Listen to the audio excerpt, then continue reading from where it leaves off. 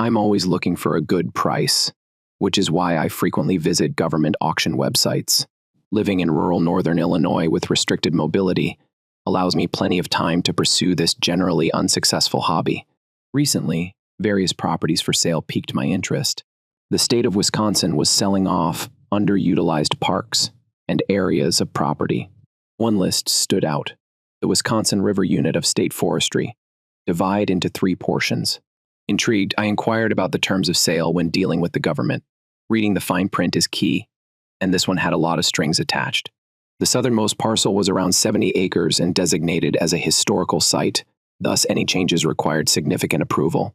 The property had a stripped-down sawmill powered by a diesel donkey engine, a coal-fired railroad yard engine, 2 stake-sided gondolas for conveying timber, and an ancient diesel crane set on railroad tracks for moving logs from the river and putting completed lumber onto barges. All of the displays were housed in a big pole barn, but stone chimneys, ovens, and drying hills with rail tracks for wood processing remained intact. The only contemporary structure on the property was a state-run garage used for road maintenance equipment. It had a propane-heated office with telephone and electricity because employees occasionally worked whole shifts there. The facility also had a heated restroom with showers. The entire structure was zoned for heating, with overhead blowers keeping work areas warm and ensuring snow clearing equipment. Engines were operating throughout the winter. The sale contract included stringent conditions. No new buildings could be built without the board's approval. Logging was forbidden without permission. The land could not be subdivided, and insurance was required for any structures. If the property was resold, the state had first refusal. So why would I ever contemplate purchasing it? First, the price would be low, since the restrictions rendered it unappealing to most purchasers. Second, it was already gated off, which made it simple to secure. Third, taxes would be low because the area was only usable for hunting. Most importantly, its position was ideal, only 4 miles by river or 7 miles by road from Wausau. But the main draw: I would have 70 acres of isolated woodland to myself, with no neighbors in sight. I would never have considered pursuing the property if it hadn't been stated on the document of particulars as being for sale, together with the diesel road and grounds, maintenance equipment, and maintenance shop. For college, I earned a living by mowing and clearing snow. The only issue I could see just down the road to the west was keeping the insurance up to date. I checked with my local provider and gave them all of the property keys I could find. They priced it based on size and usefulness. The garage measured 40 by 80 feet and extended 16 feet to the eaves. The show barn measured 60 by 180 feet and extended 24 feet to the eaves. It has a central line of poles to support the roof. The engines were winterized, therefore there was no fuel in the hall. There was a blacksmith exhibit at one end of the hall, but the images indicated that it had been mothballed for years. With the property sold to private owners, the likelihood of industrial accidents and arson decreased considerably. I was quoted $812 for the barns and $1,200 a year for property insurance on fenced-off, unimproved woodlands. So it would cost me $3,200 plus fuel, electricity, and garbage service to operate. I placed a $5,000 bid and sat back to watch the dummies who couldn't or wouldn't read the contract find themselves in trouble. Hell, I could afford the $5,000 from my savings, and my monthly disability payouts were about $2.00. On bad days, I rode a wheelchair and legally obtained a disabled placard for my pickup truck. I'd been struck just hard enough with the business end of a bucket loader to avoid having my legs amputated, but near enough to losing them during surgery. I was still in the Army when this happened. I ended up with 2 false knees and severely damaged lower legs. Sitting at the cab of an earth mover, tractor, skid loader, or bobcat suited my interests well. Several more bids were submitted. All are significantly greater than mine, but were quickly withdrawn after additional study was conducted. Come June honest, I was the last soldier standing. I won the competitive bidding for the property. I walked a little taller, and I wish I could have strutted. I still needed to get there, though. And before the snow fell, I had a deadline that was way ahead of Thanksgiving. Driving about randomly after work, I saw a filthy Winnebago bus parked in someone's backyard for the 5th time. My rear brain knew what I was looking for, even though my front brain couldn't see it. I came to a stop in front of the house, hobbled to the front door, and rang the doorbell. A young woman answered the door. I gave her my best homely smile. "Ma'am, I would like to purchase your camper." I received the worst reaction from her. She appeared afraid. She stepped away from the door, holding her hands in front of her chest as if to push me away. I rested my weight on the crutch handles in my pits and raised my hands. "Easy, lady, easy. I just assumed you had an old camper you didn't mind getting rid of. An old, ripped tarp covers half of it. The tires are half flat, and it appears that it hasn't been moved in years." She relaxed a little and welcomed me in for a cup of coffee. We talked. I told her I wanted to build a prefabricated house within a commercial garage. She told me the whole story about it. Her parents purchased it well before her birth. They used it for every vacation, generally in southern Missouri near Bull Shoals and the Lake of the Ozarks. She had been in college when they went on a Thanksgiving excursion to Wisconsin Dells. The heater poisoned them. She had been alone for 3 years and was completely unprepared to deal with everything. Even after getting it off her chest, she still appeared to be lost. "Okay, let's break it down. Keep in mind that I'm still chasing that camper. What are your plans from here? Where do you hope to be in a year?" "I'm at college in Tampa. I have family in town." "Do you have a confirmed destination?" "Yes. If necessary, I could lease or own a property near college. Their insurance paid off.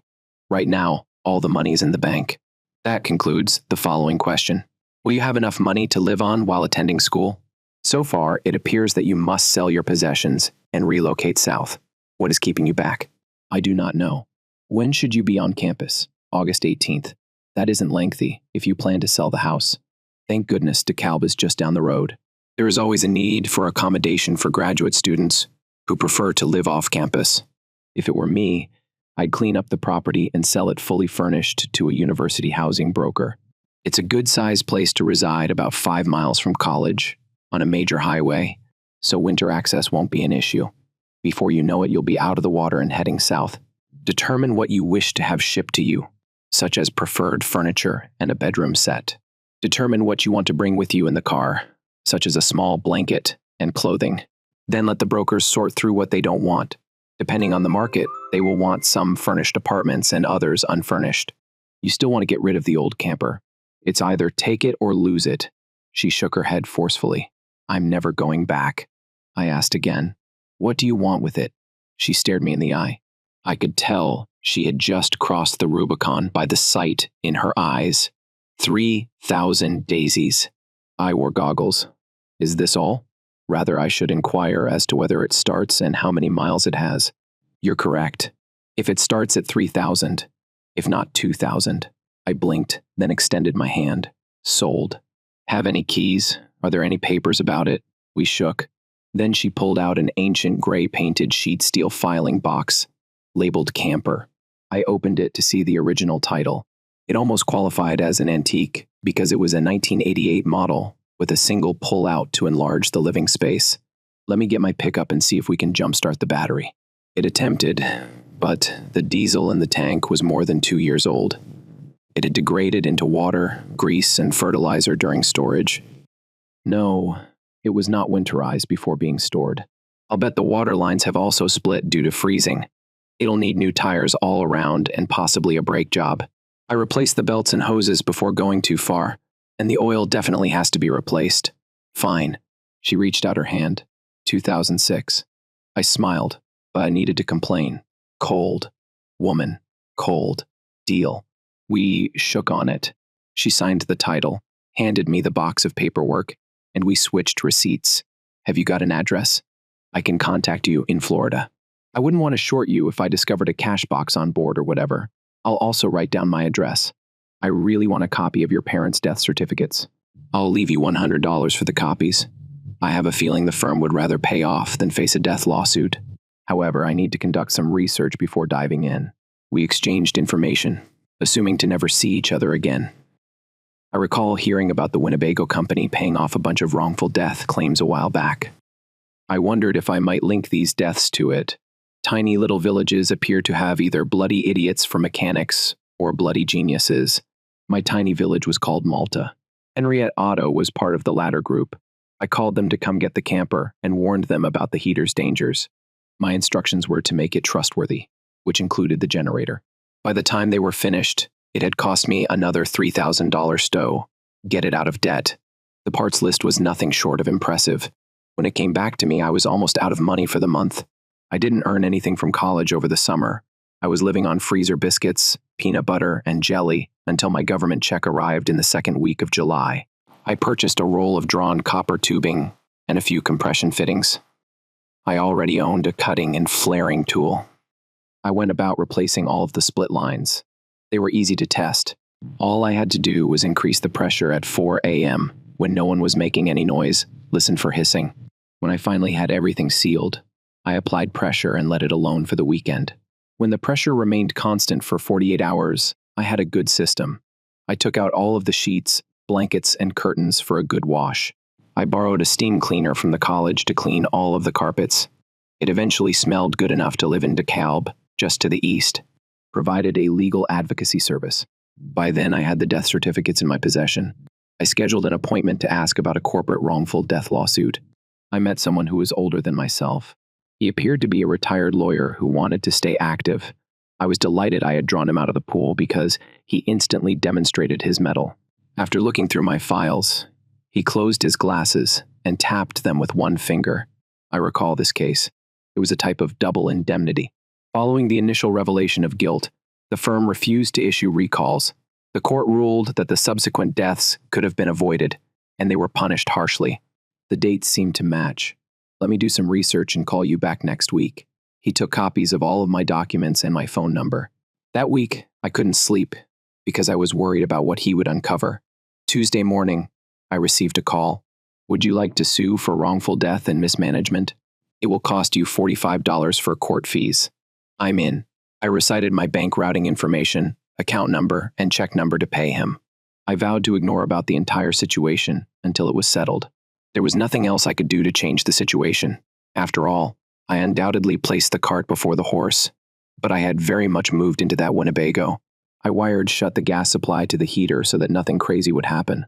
Just as the hunter's moon illuminated the October sky, I received an envelope in the mail. I had forgotten about the matter, so the return address surprised me. Stupid. I eventually realized what was going on. I took the mail inside and sat down at the kitchen table. Then I gently opened the packet. It contained a letter and a greenish-colored computer print. Check. It has a multicolored stamp as an endorsement. I braced myself and repeated the sum to myself twice, 3 times. I finally got the decimal point in the correct position. The check totaled $2.6 million. I wondered who was screaming. That was me. I calmed down enough to call Miss Miller. Karen is here. Karen, this is the man on crutches from Malta. Remember me? Oh, hi. How are things going, boy? She sounded much better. Pretty good, actually. Very good. I had a guy sue Winnebago Corporation for your parents' tragic death and negligence in failing to alert the owners of a known, potentially fatal condition. I have a lot of money here waiting for you. Keep it. The family that I found down here owns the majority of the voting shares in Plum Creek. Timber. It's not worth it for me to come retrieve it. But, it's more than $1 million. Fine. You've earned it. You keep it. You did a good job of bleeding the individuals who are accountable. I'll always be grateful for that. We talked a little longer as she let me down. Easy. Then hung up. Oh, crap. I went out to dinner that night to celebrate. I don't remember much about what I ate or how it tasted, though. All I recall are the plans I made for the next day, and how they flip-flop like freshly caught carp. Everything became crystal plain as I laid in bed. After cleaning up and dressing, I drove into DeKalb with the check to deposit it at the credit union. I was a little early, so I had a small breakfast. When they opened, I immediately designated 40% to an account for the income tax guy. Since I wasn't the injured party, I believed 40% was what a lottery winner received, so that would enough. I spoke with the branch manager, who stated unequivocally that any money left with the credit union would be covered as if it were insured by the FDIC. I was tempted to say prove it, but I didn't get involved. I put out 2 money orders worth $250,000 each, then set up a bank account and a debit card. I didn't want to fold the money orders in case I broke them or something. I hadn't seen so much cash in one spot before. Jesus. Everything I wanted to keep went inside the camper. I parked my pickup on the sales lot and sold the house to the same property broker I recommended Karen use. A journey to Janesville brought the camper to the dealer who had completed all of its maintenance, according to the paperwork. I drove up and spoke with the manager. When he found out I wanted the heater replaced under warranty, because it had already killed 2 people, he was upset when I started piling pieces of paper on his desk, including the legal finding of 2 counts of negligent homicide. But he gave in. It lessened the sting for him. When I renovated my entertainment system to include new speakers, a Blu-ray player, and a 40 DVD changer, I had the mattresses, driving seat, and recliners replaced. He had a lot more efficient refrigerator freezer in stock, which I also purchased. He basically worked the thing over. I got it licensed and insured in Wisconsin. 90 to 52 carried me north to Wausau, where the Hampton Inn became my temporary headquarters. First things first, I booked a car and driver for the day. Visiting the Marathon County Employee Credit Union relieved me of those bothersome money orders. Next, I obtained a local cell phone and a copy of the business Yellow Pages. Once I've settled into my new lodgings, I'll undoubtedly need to reconnect with some basic utilities, such as power, and refill my gas tank. Our next stop brought me wheels. A low-mileage Ford F-250 diesel. I had the driver accompany me to the Wisconsin forestry site, which had sold off the property. I presented my winning bid documents and receipt. Before I went outside, I was given the title and keys to the property. I got us both fed at a neighborhood burger joint. Then we took a few back roads till we made our way to the property gate. The lane and gate were partially covered in leaves, pine needles, and fallen limbs. The gate was constructed of black painted pipes filled with diamond fence mesh and installed on a rolling track. My keys did the trick, and the gate slid back a half-mile down an asphalt road, revealing 2 tall yellow limestone smokestacks. There must have been a sawmill and 2 large pole barns around 200 yards apart. An asphalt parking area was at one end of the shorter building, and a larger paved driveway led to 4 large garage doors on one side. It was off to one side, down a short lane from the large clearing. That is where I went first. I got out of the car and went to the office door. It opened effortlessly. The driver trailed behind me to satisfy his curiosity. It was a very standard office setup, with a counter, a few desks, and 2 smaller rooms with doors. A light film of filth everywhere indicated that the place had been idle for at least half a year, most likely due to a personnel reduction. I picked up the phone and was greeted with silence. I nodded. The light switch accomplished nothing. Again, I nodded. It was to be anticipated. Without power, the warmers would not function. The weak light from the window revealed a doorway leading to the service and storage base. The light shone through gaps between the pole barn sheets and holes, where some fool had used the structure for target practice. Christ, this needed to be done quickly.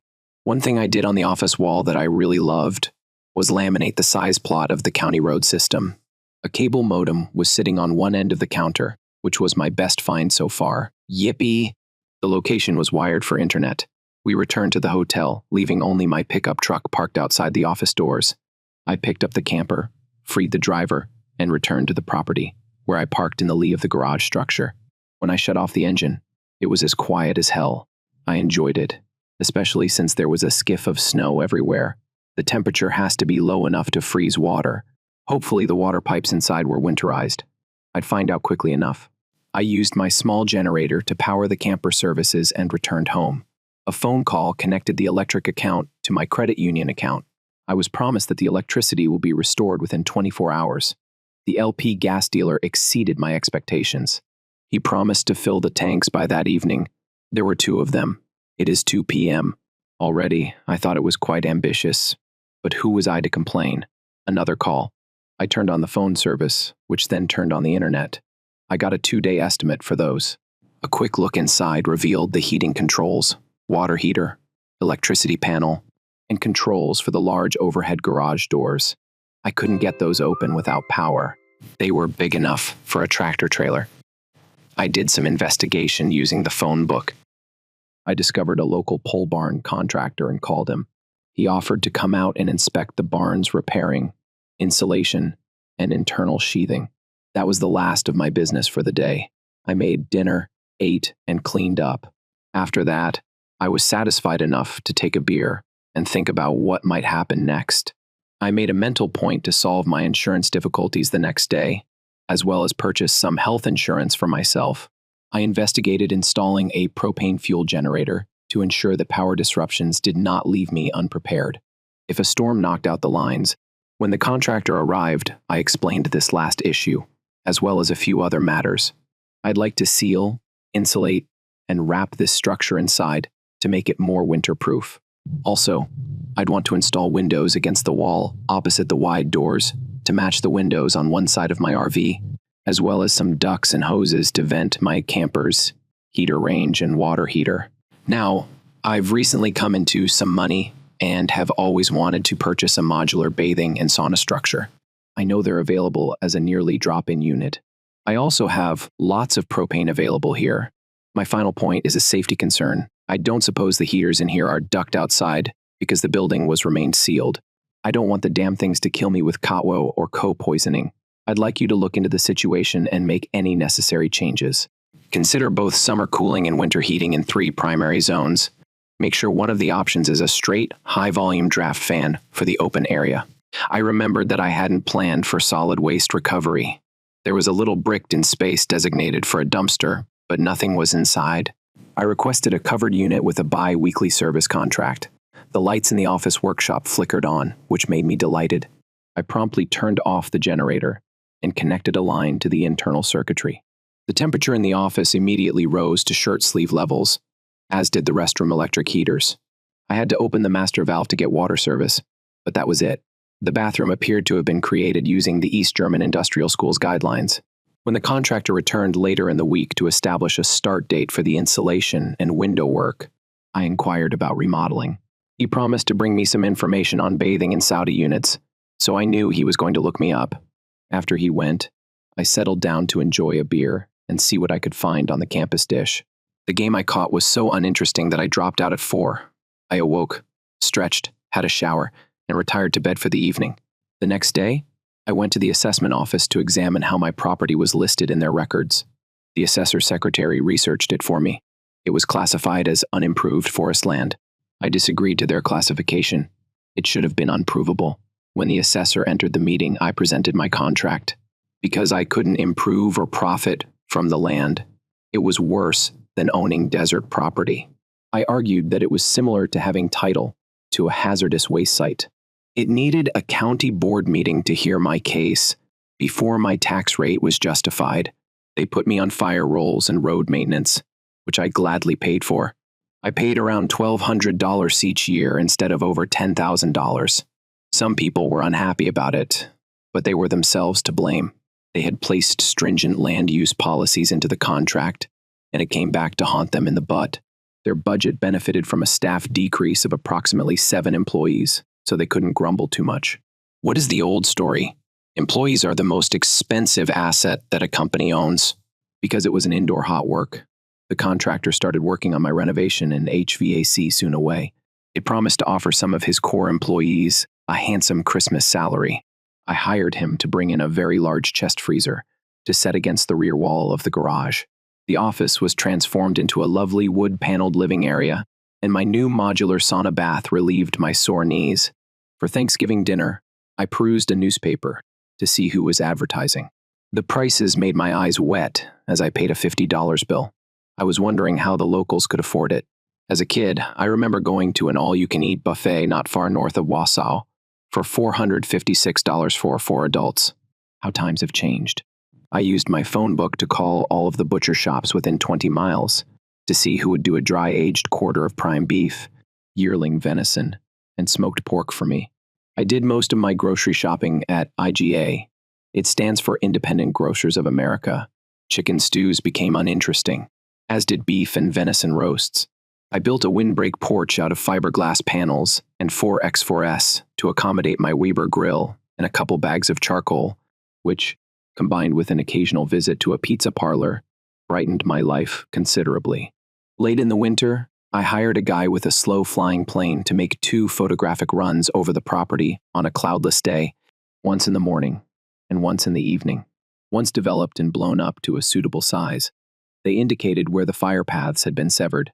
I spoke with the fire marshal about how wide the access lane should be, and I requested authorization from the Forest Preserve Land Use Board to chop back the growth and pull the stumps to clear those channels. They believed it was an excellent idea since the ground was still hard. I gradually reduced the cuts. I left the removed vegetation and treetops in 4 massive mounds for deer bedding. After the ground thawed and dried that spring, I manually cast a couple acres of high-protein deer feed seed purchased from Cabela's. I had an idea for getting past some of the forestry regulations. They claimed I could not clear-cut or harvest the trees for profit. I had an idea when looking at all of the acreage that the Sawmill company had cleared for wood storage. I asked a guy from the forest preserve to come help me photograph everything with his cameras. I gradually took down 8 acres of trees that had grown unmolested for more than a century. I cut them and piled the smaller items on one side, beside one of the larger carcasses. Then I soaked the earth in water and used chains to pull the stumps, which went into a kiln firebox. I ordered a few drums of diesel fuel for the mill's donkey engine and sharpened one of the large rotating sawmill blades using a crate full of rotational stones and an electric drill. I loaded the kiln with ricks of partially peeled green wood logs, and after a warning, the fire department fired it up. A handful of steel pipes pierced with air holes helped provide additional air to burn everything. When the sawmill donkey engine was connected to an air pump, after a few days I ran out of petrol. After the fire was extinguished, I opened the doors at each end of the kiln to let the remaining heat and moisture out. After a brief week, the lumber had cooled sufficiently to work with. I loaded the sawmill chute and turned on the adapted donkey engine. After I got it running, the forestry department guy began filming. I wore earmuffs and a breathing mask. Sawmills are noisy and nasty. Operations are unambiguous about their intentions. I squared the logs and cut the largest dimensional lumber I could. I removed the logs from one kiln and piled the completed lumber on pallets in the other, so I kept the timber in secure storage at all times. When I was completed, I utilized the slash to do a last slow heating of the finished product before having the Forest Preserve District carry away the sawdust for trail maintenance. A half-inch thick rotary saw blade generates a lot more sawdust than you may imagine. I spoke with an arborist, a nurseryman who specializes in trees. He gave me some advice on planting orchards, apples, and pears. I gave him permission to plant 8-foot saplings in a wide grid. Such huge starts were extremely expensive, but they had a considerably better chance of surviving transplant shock or being destroyed by local wildlife. I felt quite happy about what I'd accomplished so far. I'd build up about 60 bowers and sow some forage. I knew some of it would come back to bite me in the buttocks once they smelled the orchard. I just need to hunt a few deer or figure out how to set up a wolf or coyote urine dispenser to frighten them away. I'd used bobcat urine before to keep pests away of a garden. One sniff of that thing would bring you back to reality and make you reconsider the whole situation. It was the quiet season for farmers from early to mid-July. The fields were ripening, and the early hay was ready to cut. Vegetable gardens were sprouting up, and farmers' markets were exhibiting signs of a bountiful harvest. I was in town, eating at a diner, savoring a slice of cherry pie cooked by someone who understood what they were doing, and sipping a cup of coffee before heading out to the local farmers' market for my weekly lettuce and tomato dose for fresh BLT fixings. A man yelled out to me, "Are you the person that bought the ancient sawmill from the DNR?" I motioned him over to the table and folded the newspaper. I had been devoting half of my attention. Yep, I've also been putting some nice money into it, as the state hasn't taken care of it in years. It shows. Now I had his interest piqued, what they had been doing. I sat back with my cup and organized my thoughts. So far, I have moved my camper into the garage and vented it. The garage is fully insulated and lined with wood. I installed a sauna and transformed the former office into my living room. I convinced the conservation board into allowing me to clean up the fire roads. I piled the brushes. I chopped at the ends of the channels for deer mangers and put forage seed near them. Hopefully, within the next decade, we'll see some trophy deer come out of there. I cleared a few acres near the sawmill, where the logs were once piled, and planted a little orchard. Yes, you might say I've been busy. Damn, would you mind showing the place off? As a kid, I used to play around out there. I also killed myself on several occasions. Did you find the dump yet? Dump. Now I would like to see it. If anything needs to be cleaned up, I will do it. Hell, I'm retired now. I need a few projects to work on. I haven't been to the farmer's market at the liquor store today. Then I'm going back. Do you mind if I tag along? Nope, not at all. I don't know very many people around here. I figured it was about time I socialized.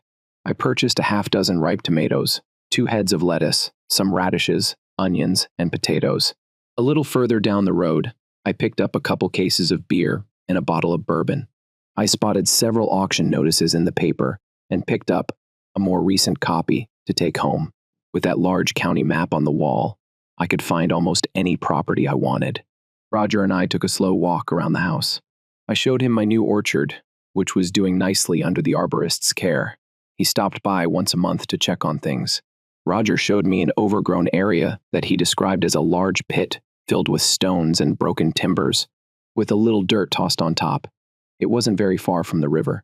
I had the brilliant notion of excavating a conduit from the pit to the river and flushing everything with a high-pressure water hose. I had an excellent solution for getting rid of the buried wood and brush that was developing around a kiln furnace. Roger and I shook hands, and he went, but only after agreeing to lend me an old photo album of the sawmill and operation. I had a project running around in the back of my mind. I wasn't sure whether to stomp it flat or listen to it. I decided to attend the next monthly DNR meeting to see what they felt about the concept. I spent several weeks at the computer, typing away, putting my ideas on paper, and disseminating my materials via the internet. Purchasing the water pump would be expensive, as would renting the crane to place the concrete case on. Once I finished flushing the excess bear from the dump, the garage housed a Cat 324 hydraulic excavator and a Ford F-150 dump truck with a 12-foot bed and 9 snow blades. I'd spend some late winter leisure cleaning them up with rotary wire brushes and painting them. The pickup bed and snow blade need some repair, with a welder adding metal where it had rusted or been ground away. The dump truck needed a heater core or radiator, as well as a couple pumps, but I was able to get it back in working order. Everything received new batteries, belts, and hydraulic fluid flushes. The excavator service journal indicated that the track body had just been replaced. The year prior, it was in perfect condition. Someone had purchased a John Deere 4520 tractor with a rollover bar, hydraulic loader, and mowing deck. It seemed almost new, so I wondered why it was left in the garage when they sold the house. I wanted to restore the place to its original appearance as a thriving timber operation. I drew up ideas to construct a historically accurate site office building out of limestone blocks and clay tile covering to keep the facility from burning down due to embers from the smokestacks. The dock where the logs were lifted from the river and loaded into the ships would also need to be rebuilt. I need to get some rail to extend the local line out onto a pier, and the pier must be sturdy enough to resist the strains of the railroad engine passing over it. The winter freeze over and spring ice dams. I would have to hire an architect to figure out the best method to handle this. I figured that I'd need approximately 40 limestone blocks, measuring 2 feet by 2 feet by 3 feet, or 2 feet by 2 feet by 4 feet, depending on what was available on the market, as well as 2 dump trucks full of heavy road gravel for the foundation to lay the walls and floor. The porch, floor, roof, and office counter were ideal applications for the cut lumber I'd made. I was confident I could find an old slate chalkboard or 2 for the details. Potbelly stoves were provided as a heater. I performed some online research because Wausau's streets were lit with electricity by 1894. I believed it was reasonable that the office used electric lights rather than kerosene lamps. If no stone blocks were discovered in the landfill, the office would go up for $50. I had no figures for the train line extension. I created some great covers for my request. I blew up one of Roger's old prints of the procedure and had it printed in sepia with a cover sheet. I set a 4-year timeline till completion, then added another year to build a classroom-style facility out of native dimensional lumber purchased on the open market. They were initially suspicious, to say the least. As they read on, I talked my way in, but they began to come around to the idea of building the office to match the facilities, terminating the rail line as it was used during the site's operating days, which appealed to the historians among them, and cleaning up the old dump, which won over the DNR folks. I believe what sealed the deal was the opportunity to dispose of a large amount of otherwise worthless material dug up during ditch clearance operations. The third phase, which included a lecture hall and a monthly historical presentation of an operational sawmill for high school and college students, sealed the deal. Their total cost to the county would be for fuel professors and demonstrators, both of whom I could teach. First, the dump had to go. It was an unlawful landfill that served as a vermin breeding ground. The county historical organization had recently been granted a fire engine pumper that still worked. They let me use it, but I had to figure out how to run it. A visit to the fire department put me in touch with a few of retired firefighters. That would do it for me. I started excavating a channel between the dump and the river. That excavator was like the cat's pajamas. I received the caisson, which was supposed to be 20 feet long, 14 feet broad, and 20 feet tall. The concrete manufacturer sent a barge down the river to deliver it to me. Within 2 weeks, I had the channel wiped out. Then the flushing process began. 2 weeks later, the water pouring from the waste was as clear as it could get. I was able to seat the caisson with the chain and the excavator before the winter frost set in. The waste itself was larger than a football field. I had no idea how deep the thing would get. That winter, I spent a lot of time working with an inexpensive version of Photoshop TM to have those prints reproduced, blown up, cleaned up, and ready for presentation. I even found a photo of the inside of the office. It had a 2-hole potbelly stove, 2 chairs adjacent to it, and a tiny table. I could just make out the grid etched into the surface in the shape of a checkerboard. One window looked out onto the sawmill in the backdrop. It took a lot of effort to improve that small 3x5 shot. When the earth froze, the temperature plummeted dramatically that winter. It remained around 0 for 2 weeks around Thanksgiving. The wind then picked up small beads of pellets. Snow fell for several days. It squeaked and moved on as the temperature dropped to 14 degrees below 0 for Christmas and remained below 10 degrees until the middle of January. According to television weather forecasts, this was the coldest winter in recorded history. The river had frozen over, but I wasn't about to risk my buttocks to see if it could support my weight. To keep the water lines from freezing, I turned down the thermometers in the garage, gradually increasing to around 40 degrees. I lived in a mobile house. Its thick layer of insulation and lower volume to heat created a much cozier environment. The sauna was quite well insulated, so I spent my time between the Winnebago and the sauna. I only did 1 load of laundry each week. That way, I didn't have to be concerned about overfilling the septic tank with washing water. Right away that spring, I had an unexpected expense. I purchased a large spool of wire rope to run in and out of the donkey engine. I needed to get all of that broken timber out of the dump and couldn't figure out how to do it other than using a massive 2-jaw clamp on a cable to yank it. I bought a secondhand skid steer to load the old wood into the empty kiln's firebox, while the rest of the burnable debris was placed into the top part. It had become soaked over the years and required time to dry. Then the DNR ordered that I install ember catchers on the kiln chimneys to prevent a forest fire or 6. That was an expensive job because I had to pay 2 guys to climb the towers and install them.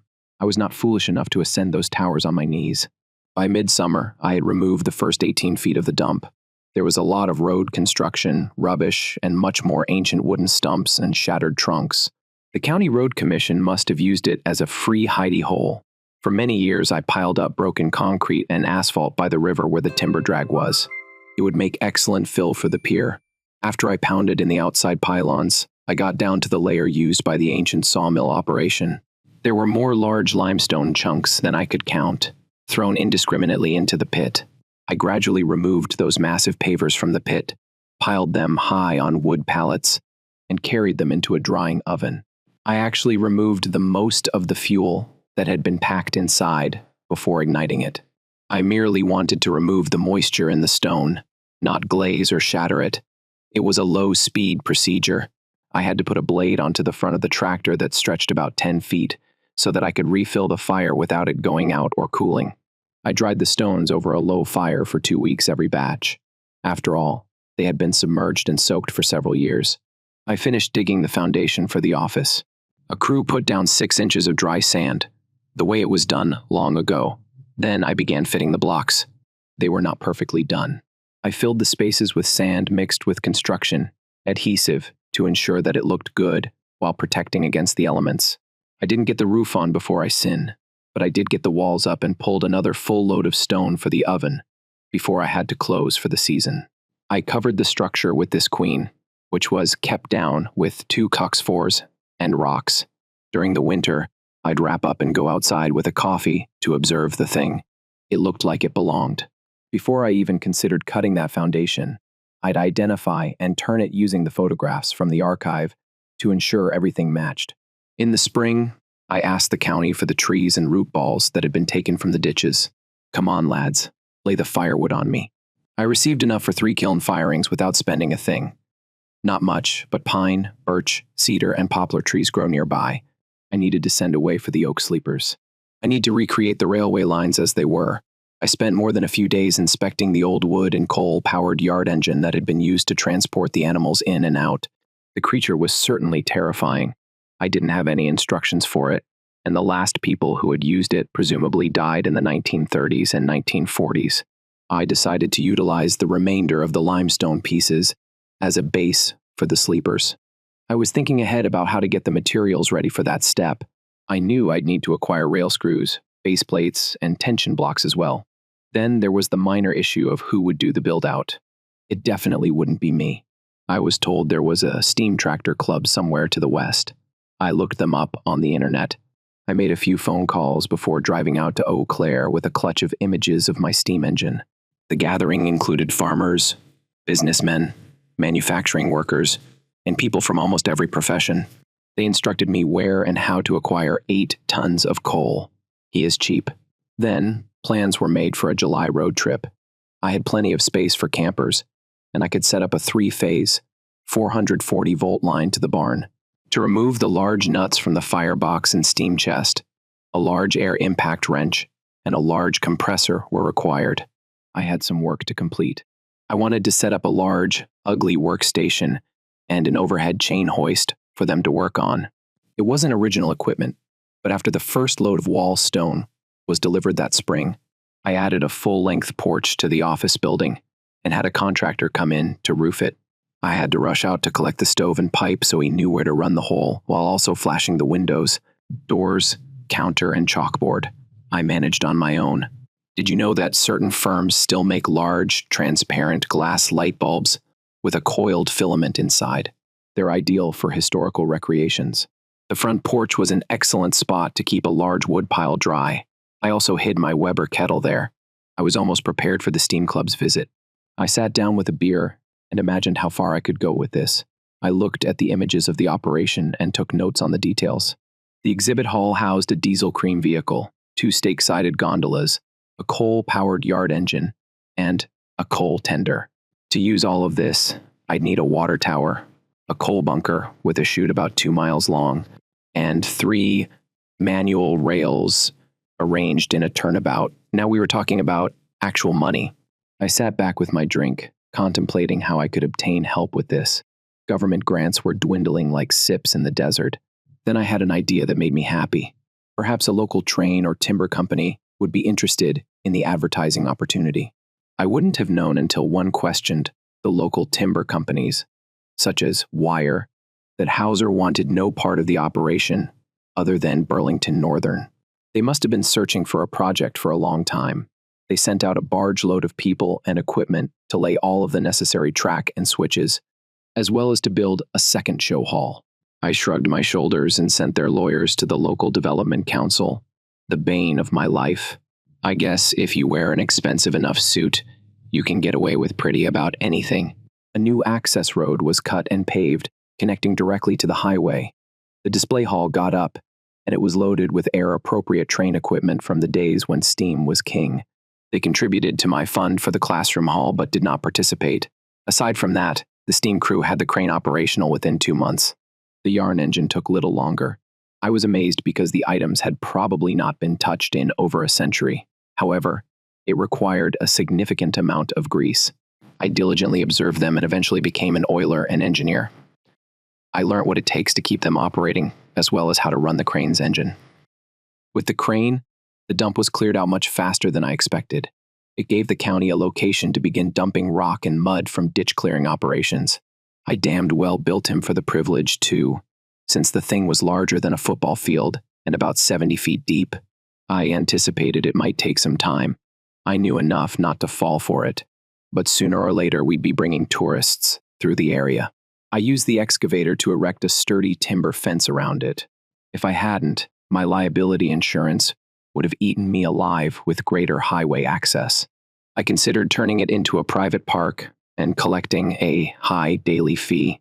So much for a weekly pass, so much for a year-long pass. I'd have to trim out some of the old timber storage yard to make room for a driving route and picnic areas. It meant I'd have to install sanitation as well as a couple of open-sided picnic shelters with grills and water taps for winter use, I suppose. But I didn't see why I couldn't design wall sections that could be put in place and include a stone fireplace and a rock wall at one end to create heating shelters. I had seen them at public campgrounds previously. They looked extremely attractive. I could even utilize the lumber collected while thinning the area to construct shelters and wall pieces. My major expenses would be paving the road, installing toilets and septic vaults, and running the water lines. I'd have to consult with land use officials, as well as the Parks and Recreation Department. I was aware that they had theoretical ratios of people to developed and undeveloped leisure areas. Since I was going to install sanitary facilities anyhow, why not include showers and set up some primitive camping sites? Lord knows I could furnish the firewood. I just need to get an amendment to sell the items. And Vatos and sheepherder carts were not generally known in the Midwest. Barnum and Bailey Circus World Museum in Baraboo included circus wagons that were descendants of the fancy gypsy Vatos, but no one has seen a sheepherder's wagon this side of Wyoming. I'd read that corporations in the United Kingdom were producing them for a large market. For some reason, Dorset rung a bell. The Parks and Recreation Department were all in favor of a communal camping. They could assist with the initial installation, but due to the way their budget was structured, they were unable to supply any people to help operate it.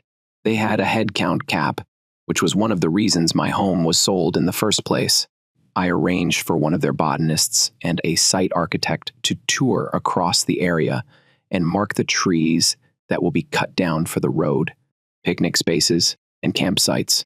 We attempted to leave the healthy pines to create a natural ground cover from falling needles. Bands of shrubs and other vegetation were designated to be retained in order to separate the regions and provide as much privacy as possible. We intended for 40 rudimentary sites and 0 improved sites. I dug some of the dumps bare to create low berms that could then be planted with heavy ground cover. It would be more effective than plain brush lanes in terms of line of sight, privacy, and noise reduction. We marked where they would run. I added one to separate the garage structure from the remainder of the park's clean areas. We scheduled the installations for later in the year so I could drop the trees and remove the stumps. I had to be cautious when creeping out of the trees and blowing the stumps. Using the identity of the Parks and Recreation personnel, I got a big dump truck, loads of rock, and drawers from Portage and Wood counties dropped where the berms were supposed to be using the excavator's bucket. I conducted some crude dredging to remove some mixed silt and sand from the river, then dried the sludgy mess in a kiln with some of the sawdust and smoke from the sawmill. Once it was set, I scraped it out with the excavator and spread it across the berms using the tractor's bucket. I wanted decent soil to support plants. I returned to my arborist to learn what types of woody plants and low trees might grow in the area. He handed me a list ordered by speed of growth. If I combine the fast growth with the slow growers, when the early achievers die, the slower growing shrubs and trees will be well rooted and ready to replace the gaps. I combined red alder and hedge maple, black cherry with thinly folded maple, and more maple with mountain laurel. To prevent children from cutting through the berms and creating shortcut trails, I planted Osage orange on the tops of the majority of them. They grow slowly, yet they are nearly impenetrable when used as hedges. The berms were then thoroughly watered and covered with straw. It cost more than I expected, but I learned I had more than a mile of berms. After I finished, I pressure washed all of the equipment and stored it for the winter. Because the area was heated, I'd have plenty of time to perform maintenance on all 3 units before the freeze in early October. A construction battalion seems to have arrived. They trenched and laid piping, ran electrical lines, buried septic vaults, poured floors, erected streetlights, dug out the roadbed, filled it with heavy gravel, rolled it down, and coated it with asphalt. They would return in the spring to install the fixtures, complete the plumbing, and lay the fireplaces. They did something unexpected with the walls behind the fireplaces.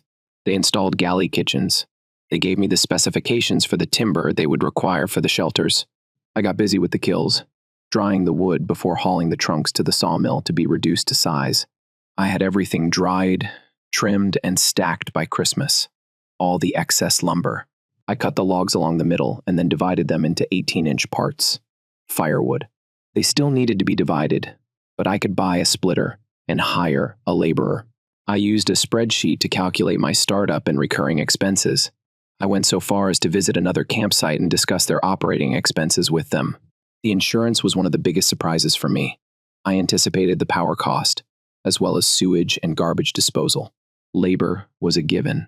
I expected to have to buy a small ATV with a bed on the back and employ someone at minimal wage to make a daily sweep of all the garbage cans and pick up the overflow. Similarly, someone would need to be recruited to guard the gate, collect money, assign locations, and sell firewood. I requested a copy of his camper's rule sheet, which he put on the reverse of the site map. I needed someplace to start. I discovered who offered the greatest rates for camping insurance. I presented to the Parks and Recreation Coordinator that in exchange for respecting any state park licenses, I would want to purchase their campground insurance coverage, sewage and solid waste removal contract. He had to escalate it to the state level, but I received approval before spring. Before they could do anything legally, I had to incorporate the place as a charity.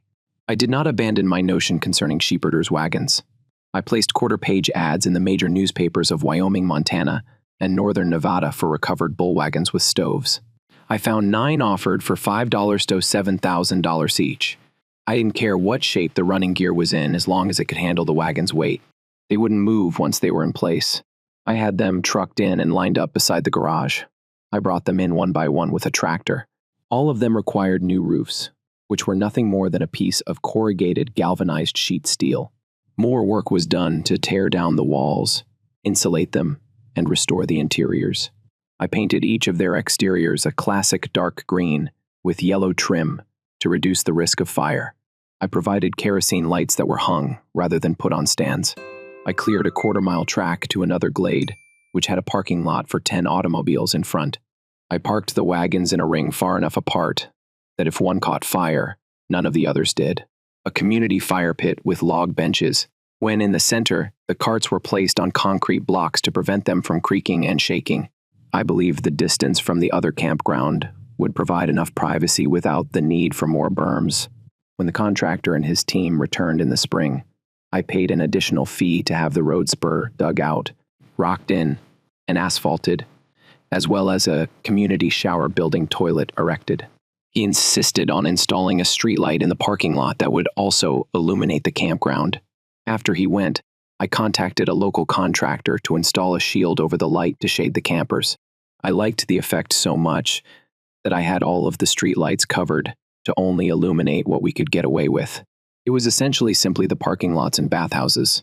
There were lights inside the picnic shelters on the ridge poles, but they could also be turned on and off using the breakers. The publicly accessible electrical outlets and light switches were behind a closed door in each structure, just inside the kitchen door. The contractor installed controlled heaters to keep the pipes in the kitchens from freezing throughout winter. His team set up lighting, hoods, stainless steel tables, sinks, cookers, and ovens. I needed to install refrigerators and offer garbage cans. I disconnected the park's electricity service to a separate meter to comply with nonprofit rules. I determined the days we were open from May honest to October 30 honest. It was 6 months.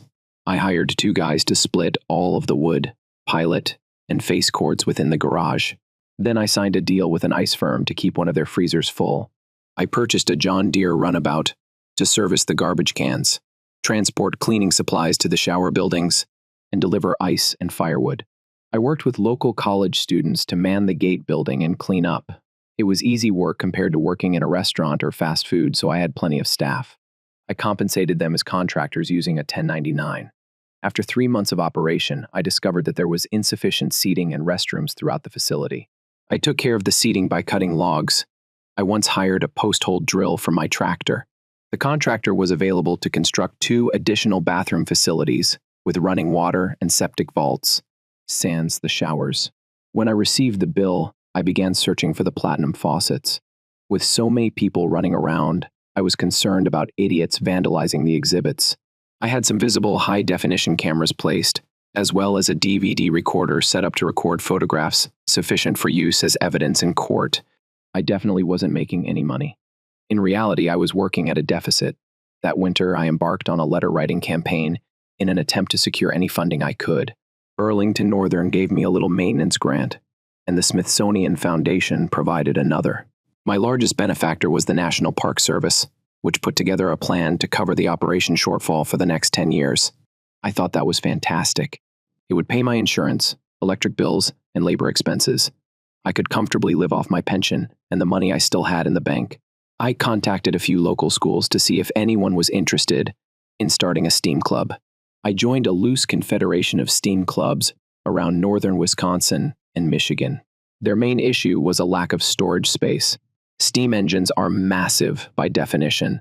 Furthermore, if one was shut down for repair, it was likely to be for a lengthy amount of time, freezing out that real estate and compromising the majority of the club's workplace.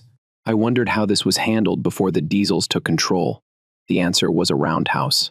A roundhouse's key features were 1 feeder to the external rail system, a turntable broad enough to accommodate the largest vehicle or engine, and a ring of work or storage bays surrounding the turntable, all on tracks.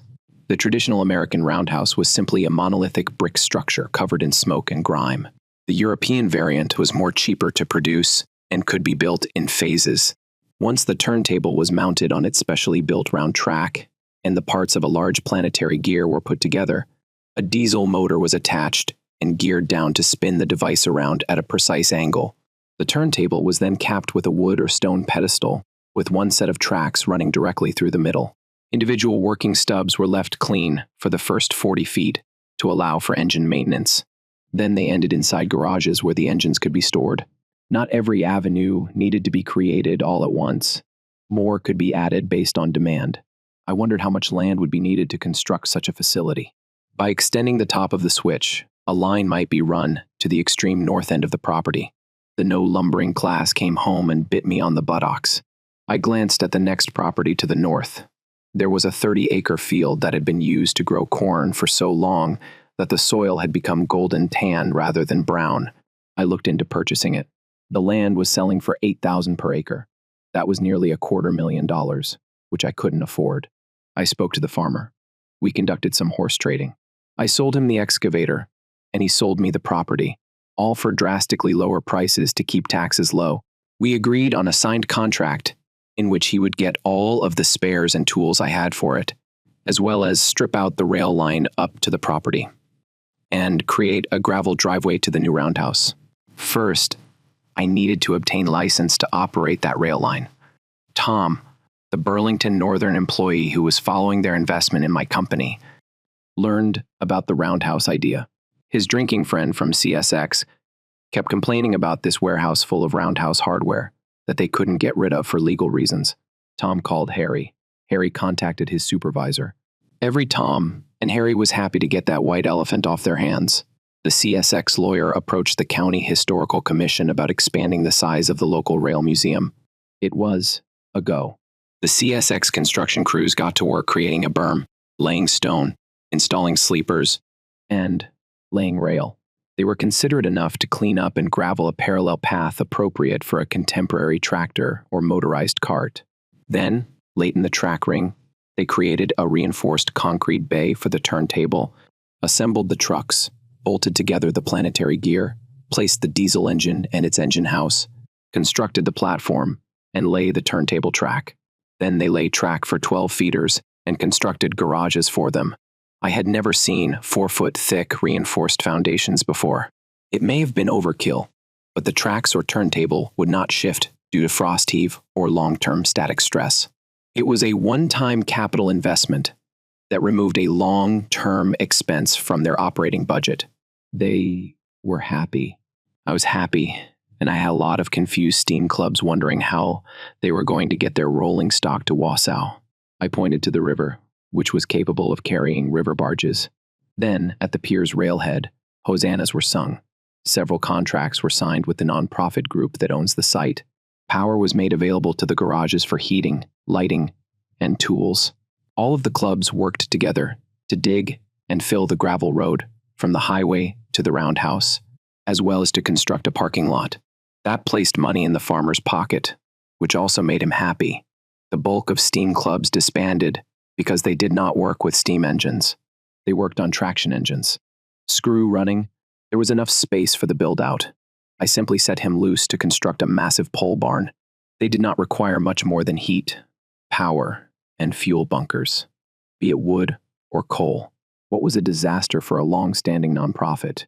The Alex Jordan Trust for House on the Rock proved to be a boon for me and my family. A gas line explosion destabilized a significant amount of the structure. The state was compelled to condemn it. The trust hurried to find new homes for the displaced. Many of the automated musical displays were taken up by Circus World Museum, while some full exhibits were donated to the Museum of Science and Industry. However, no one they could locate had enough space for Gladiator, the massive traction engine, and its automated steam calliope. I raised my virtual hand and waved it around madly. A lawyer from the trust came to see the facilities and was pleased with the new turntable setup. We received an incredible bid for 19th century engineering and showmanship. The engine had been deactivated for decades and needed to be pressure tested, but we had experienced experts who had done it before. With the agreement of the Parks and Recreation Department, we began advertising for a Midwest Rail and Steam event to be held the third week of August, beginning the next year. All of the vacant acreage set aside for the steam operation was swept flat and covered in grass. It would take over a year to construct the route map. We planned to have water buffaloes and porta-sands available for exhibitors, the general public, and campers. We planned for bales of hay or straw to be distributed for seating, as elderly people or those with wider hips and thighs cannot stand for long periods of time. Several hay wagons were set up with shuttle stops at various locations throughout the north.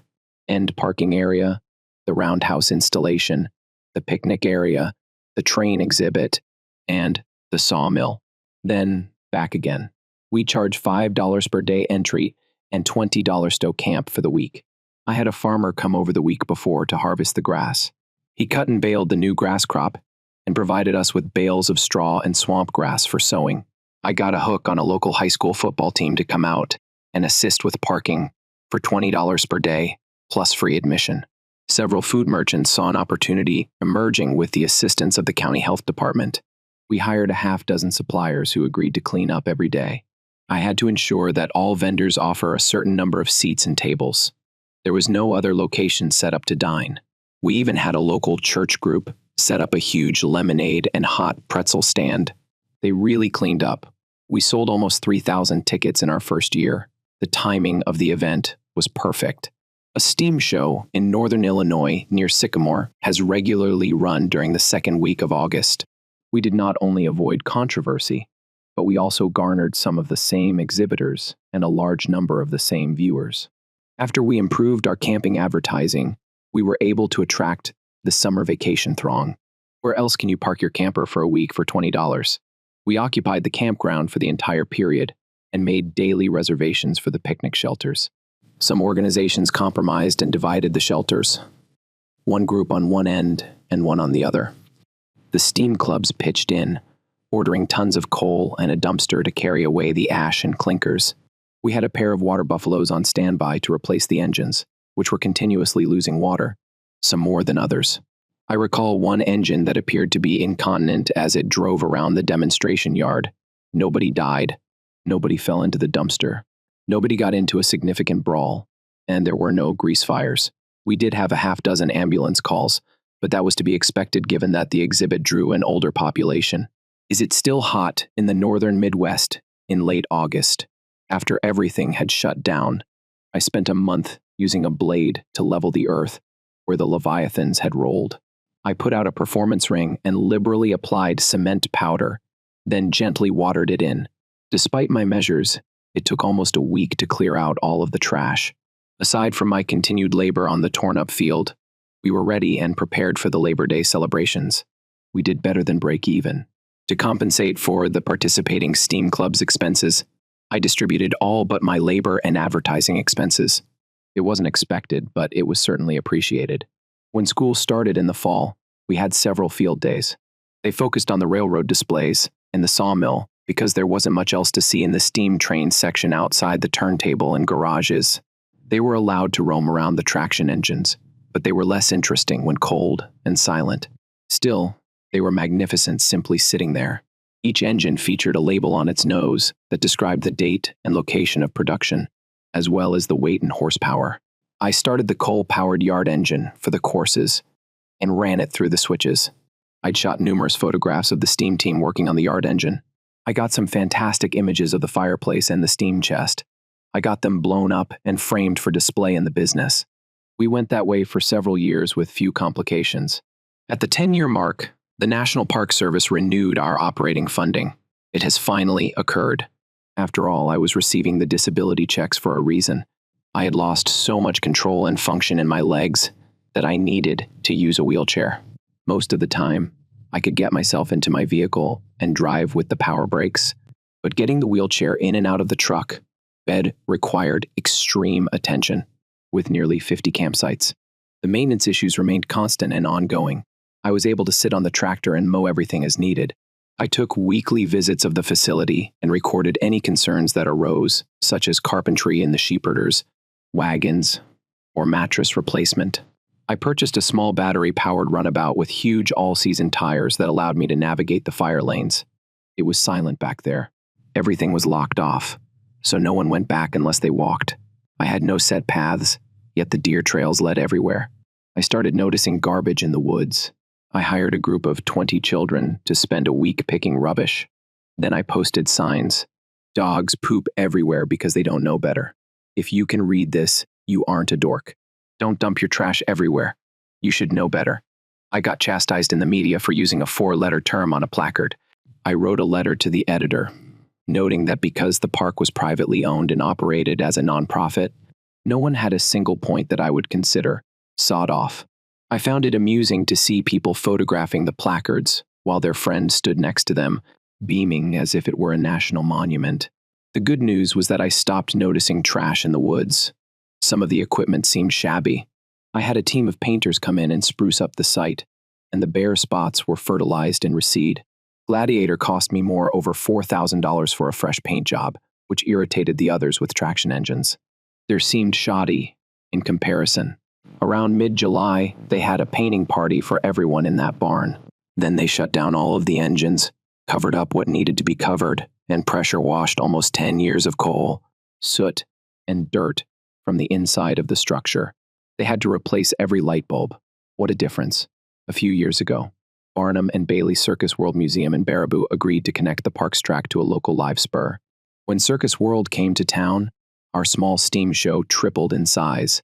There were no animal performances or high-wire performers, but the calliope was played from morning to night, and many mimes, stilt walkers, jugglers, and clowns took advantage of the chance to entertain the audience.